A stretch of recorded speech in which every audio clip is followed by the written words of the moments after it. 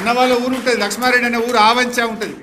ఆ ఆవంచ దగ్గర దుందిబి మీద అక్వాడక్ట్ కడితేనే కల్వకుర్తి నీళ్లు ముందుకు పోతాయి. అక్వాడక్ట్ ముందుకు పోతలేదు.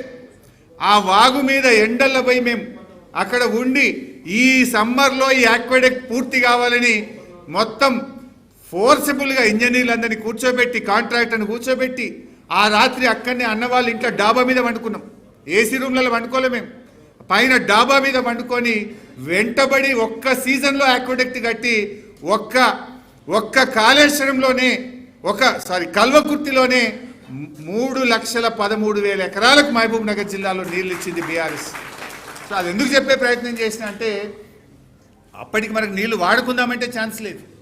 ఈ కల్వకుర్తి, నెట్టంపాడు, భీమా, కోయిల్ సాగర్ ఆ పెండింగ్ ప్రాజెక్టులను రన్నింగ్ ప్రాజెక్టులుగా మార్చి నీటి వాడకం పెరిగినాక కేసీఆర్ గారు మాకు ఆ 50-50 అన్న ఇవ్వండి, మాకు ఇప్పటిదాకా మీరు 3466 ఇస్తున్నారు, ఏమని అంటే ట్రిబ్యునల్ అవార్డు అంటున్నారు, తాత్కాలిక అరేంజ్మెంట్ అంటున్నారు, మాకు ఇది నడవది, ఎట్టి పరిస్థితుల్లో 50-50 ఇవ్వాల్సిందే అని ఆ మీటింగ్లో చాలా గట్టిగా మాట్లాడినాం. ఇక్కడ చూస్తే Srisailam and NSP may be shared in ratio of 50-50 pending the final settlement by the tribunal, at least 50-50 అన్న ఇవ్వండి అని 18-19లోనే కోరినాం. ఒక్క 18-19లోనే కాదు, ఇగో 20 లెటర్లు ఉన్నాయి. 20 లెటర్లు విత్ డేట్స్ ఉన్నాయి. ఇక్కడ మీరు చూస్తే ఒక్కొక్క లెటర్ ఎన్నిసార్లు రాసినామో చూస్తే మీరు ఈ అన్ని లెటర్లలో 50-50 కోరినాం. మనం 50-50 షేరింగ్ చేయాలని మొత్తం 28 ఉత్తరాలు మనం రాయడం జరిగింది.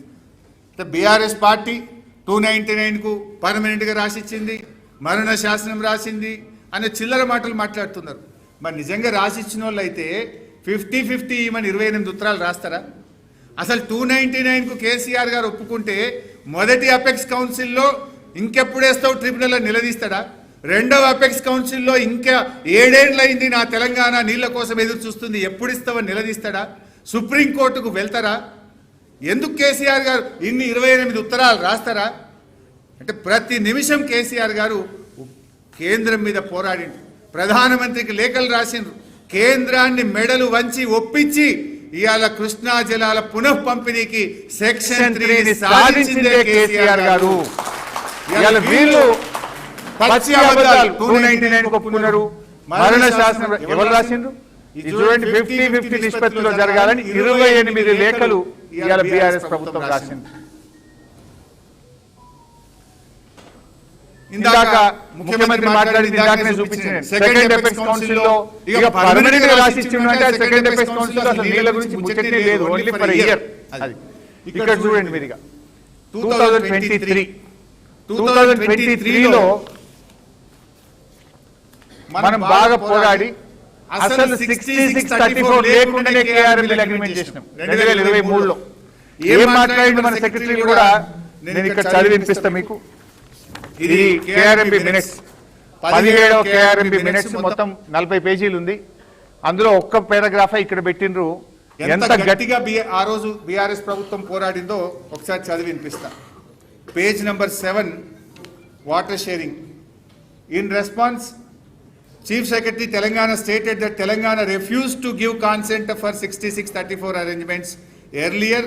Also, since 3 projects of Telangana state, namely SLBC, Kalvakurti, Nettampadu, with an allocation of 40, 25 TMC, respectively a total of 105 TMC are functioning and no allocation has been made at this moment within 75% dependability of flows. Further, he stated that Telangana has already approached before KWD2 regarding these projects, and these 3 projects are in-basin projects and approved before bifurcation of Andhra Pradesh. Further, he expressed his apprehension that in view of notification of jurisdiction, these projects may not get water allocation. In continuation, he further stated that the ratio of 66-34 is an ad hoc allocation. It doesn't make any legitimacy.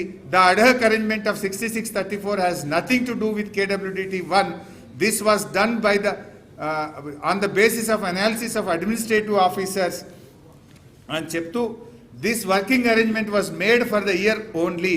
Now Government of Telangana demands 50-50 sharing ratio at 75% dependability for the working projects.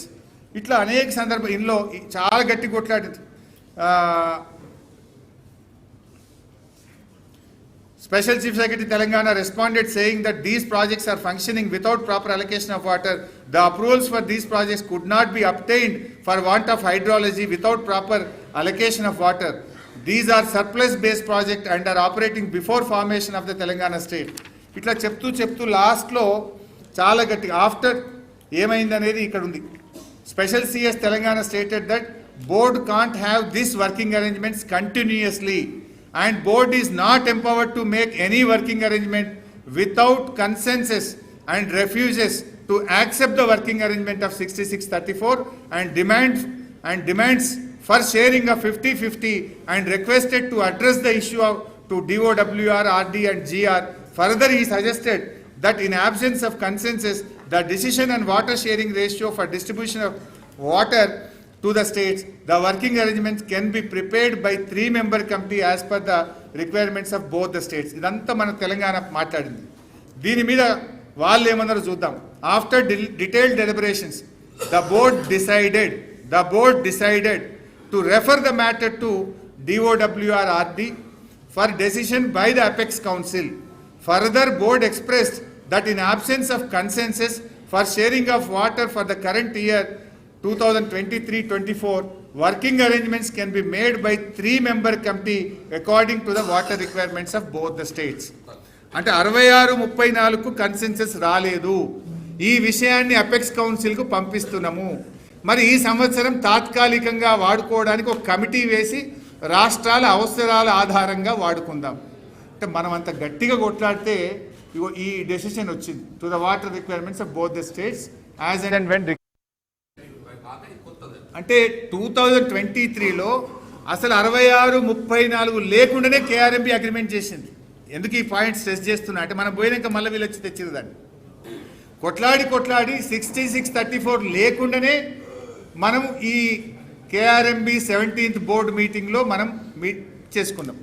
Revanth Reddy అంటాడు 2020లో పర్మనెంట్గా రాసిచ్చిండు అంటాడు. మీరు చూడండి 2023లో అసలు 6634ను ఎత్తేయించిందే BRS ప్రభుత్వం.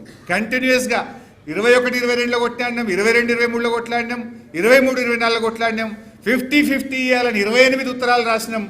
66-34 లేకుండానే ఇది మనం సాధించినాం. అపెక్స్ కౌన్సిల్కు మ్యాటర్ రెఫర్ అయ్యి